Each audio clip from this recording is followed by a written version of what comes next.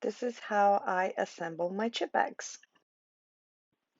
First step is to trim off the excess of the chip bags.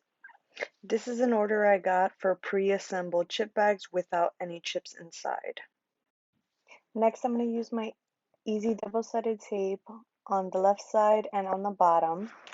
Next, you have to use the paper crimper to crimp both sides. You can find all these products in the description below. These chip bags are a great way to make a birthday party more personalized to the birthday girl or the birthday boy.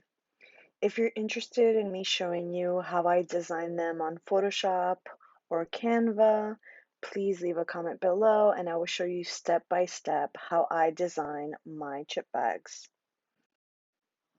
I hope you enjoyed my video.